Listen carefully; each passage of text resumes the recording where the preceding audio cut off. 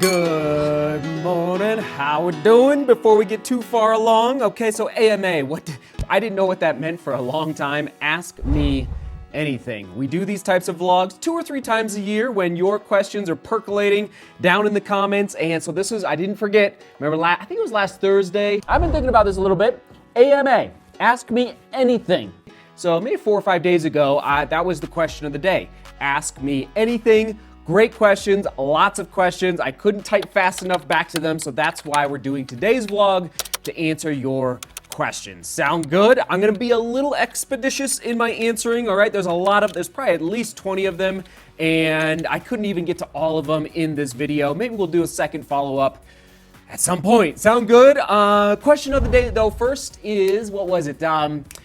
What goal do you want to accomplish today? All right, just one goal. It could be tying your shoes correctly. It could be anything. It could be making a great cup of coffee. Or if you're on the other side of the world, what goal did you already accomplish today? All right, because I know people are watching this at 5 a.m. and then also 7 p.m. On the other side of the world. So what goal did you accomplish today? Gallardo6716 asked, and congratulations, by the way. Wife and I had our first baby a year ago, and we just found out we are having our second. With that said, can you give tips or make a video on how to navigate training to reach your goals while still being present as a father and husband? Maybe True Love can jump in and share how she is literally right above me, taking care of little Henry and little Michael. All right, so I wish she could be down here, but she's up there. Hard work being a mom of a bunch. Can't help but feel guilty sometimes when I need to go on a long run. Thanks. P.S. My wife is not a runner, but she loves watching any video with True Love in it.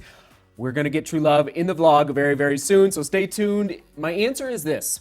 Every day and every week, everyone, whether you have 1 child or 10 children, you need a break, okay? So every day, if you can carve out, it doesn't have to be an hour. It could be, you might not have an hour, but carve out a little bit of time where you send your wife away or you send your husband away to just decompress. Go read a book, go drink a cup of tea, go into another room away from the kiddos. Obviously, you're in charge of the kiddos at that point. And whether it's, so I just think everyone needs a break.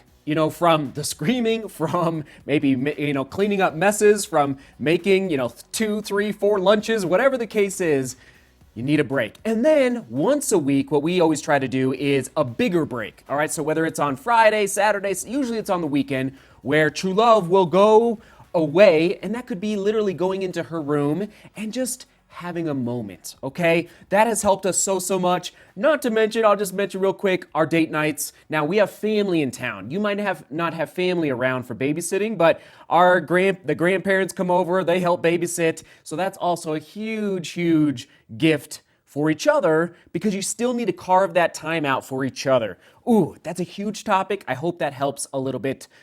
Gallardo. I got to keep moving on, though. Here we go. Justy063. Do you use the runner's knot for every shoe you wear or only when you get heel slippage? If not, why? I do it for every shoe.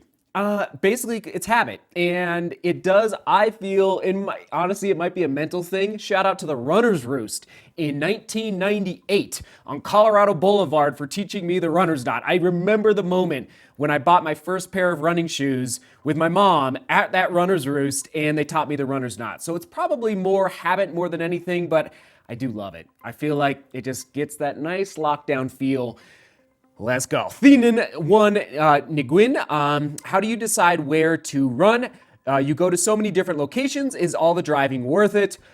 When there's views like this, how could it not be worth it? It's always worth it, even in a crazy windstorm, all right? I love it. I love seeking beauty. Love sharing it with all of you through the camera. Time on Feet asks, how much time do you spend strength training a week? And how does this compare to the total time you tend to spend running each week?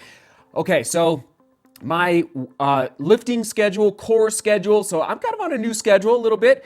Mondays, Fridays are leg days. Mondays, Fridays, core on Tuesdays and Thursdays, and then upper body on Wednesdays, okay? As far as hours, oh my goodness, I don't know. That's a good question. It's probably 4 hours a week, maybe between 4 and 5 hours a week if I had to guess. But that's my new lifting slash core. It's really maintenance at the end of the day, as we get older. But anyway, good question from Time on Feet. I hope that helps. But that is my lifting schedule: Monday, Friday, Tuesday, Thursday, Wednesday. And I don't do upper body more than once a week because I tend to put on upper body muscle pretty easily. So I don't feel like I need to put in 2 to 3 days a week of upper body in the gym. All right, moving on. BC9054. Have you ever tested shoes by running in them both at the same time? I think what he means is different shoes at the same time, maybe just around the block to really compare them side by side. I have done that. Yes, I have. And it works out around, I haven't done it in a little while because of the injury, but yes, I put 2 different shoes. I won't run for more than like you said, maybe a half mile in both shoes, and I always do that for the running shoe battles. I put both shoes on my feet and I don't run every time, but just to feel them on my feet, feel the lockdown. Good question. Eric White 8095. Seth, do you think you will ever take a crack at the Leadville 100? It's an iconic ultra in your home state, and I know you have wanted to check a 100-miler off your running list. Eric, 100%. I will, even if I had to walk it, I will do the Leadville 100 at some point in my life. When I was a kid in the 90s, Leadville 100 was this pretty obscure, strange, weird thing that happened 40 miles north of my house. And it was talked about, but we're talking not even close to Main Street. It was just this event. But even back then, it was people that did it, it's a big, big deal. So I've had the Leadville 100 in my backyard growing up as a kid, and I will do it someday. Eric, question of the day here we go, Addy10, Adyton. In any point of your life, are you planning to write a book or a series of books on different aspects of running? I'd definitely be among the first to buy it. I think so, but guess what? I'm all about experience, and so I just need more experience. It could be when I'm 60 or 70, all right? I like to write. I do enjoy journaling. I like writing, so I think that could be on the horizon at some point. Michael asks, when are you launching a DGR race team? I'd love to be a part of it. I don't know. Well, now that we have a racing singlet, there it is. Now that we have something to race in, I think it's on the horizon. Michael, thanks for asking. I've kicked ideas around like that before with my brother. Peter asks, is baby Kate giving you guys some sleep? She is our best sleeper, hands down, by far. Right now, as a 5-month-old, she's waking up usually about once a night. That's amazing. Usually about 4 or 5 a.m., okay? When I'm waking up, she's waking up, and so, Peter, good question. Love you, Peter. Let's see, Beach Runner, do you want Colorado to hire Deion Sanders? That's amazing, all right? So he is hired, actually. I don't know if you had Deion Sanders, Prime Time, right, is his nickname. So he's the head coach of the University of Colorado Buffaloes. I didn't realize, I'll be frank, that he had so much success at Jackson State, right? Is that a D2 school? I don't even know. So he's doing pretty good. We'll see. I mean, at the end of the day, you guys kind of know it's recruiting. So it's a smart move on the AD's move up at CU. Domino2750 asks, what's your favorite YouTube channel?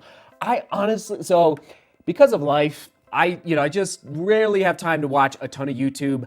But the only thing I could think of in the moment, I'm not the right person to ask. But you know the channel that cuts things open? I've always enjoyed those videos where they're cutting things, cutting all sorts of things open to see what's inside. I always enjoyed that one. I love the story of how the channel started.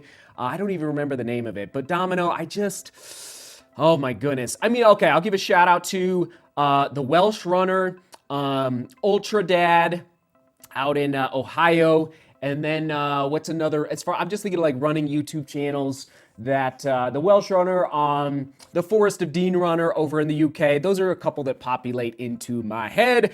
Let's see, user, how do I get back to running after not running for 3 months? I know a thing or two about that after my stress fracture this year is every other day, soft surfaces, okay? So grass soccer fields, dirt if you don't have access to grass soccer fields. I don't know if you're coming back from an injury or if you just took a break, but every other day, and then adding really 5 miles a week is fine. totally fine, and just slowly, slowly, slowly, slowly build up.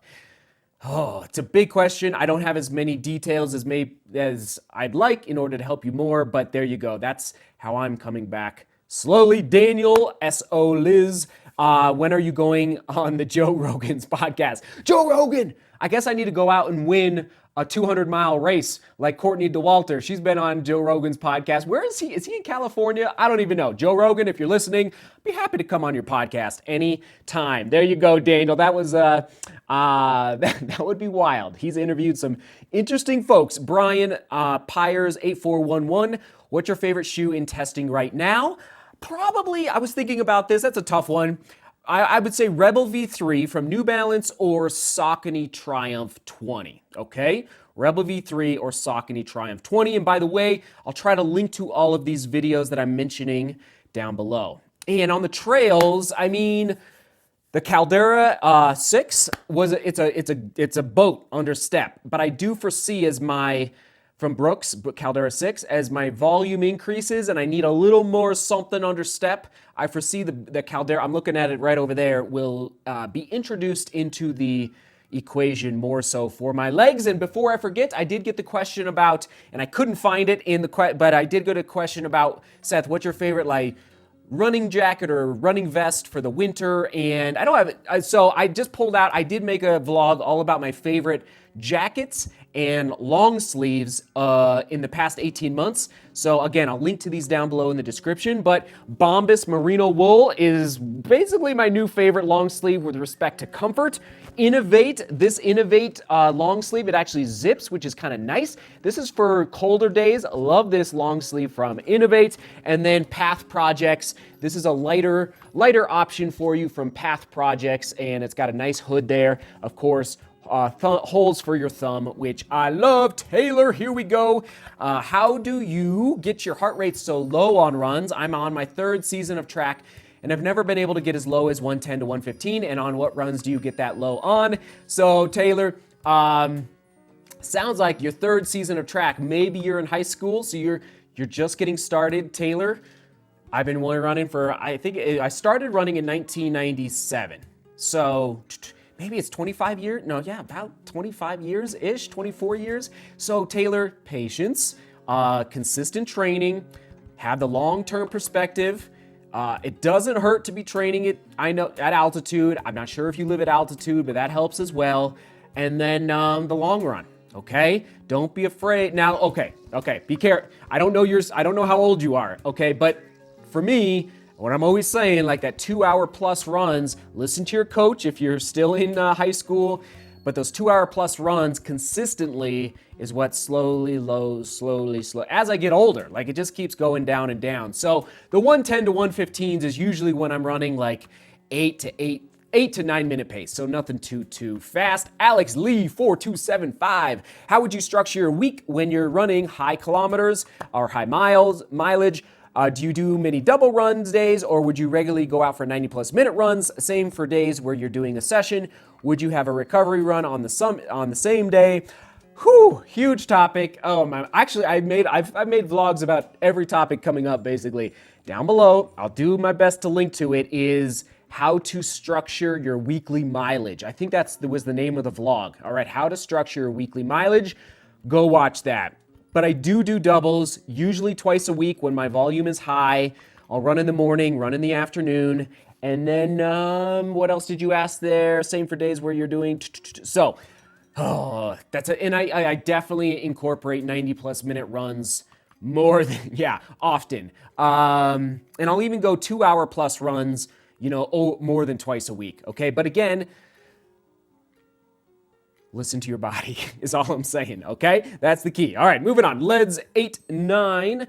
Hi, Seth. Thank you for the video. Loved it. Question. Since I recently ran my first marathon, I've been struggling with how/when to come back to my usual running routine. I still have some aches and pains. So this is from last week. So Ledzz89, after a marathon, I like that 7 to 10 day window of no running. Walking, maybe swimming, all right? Biking, a stationary bike, and I'm really a big fan of walking, all right? So every day, getting out the door and just getting a good, even if it's like a mile and a half, but get it, slowly get your pace up.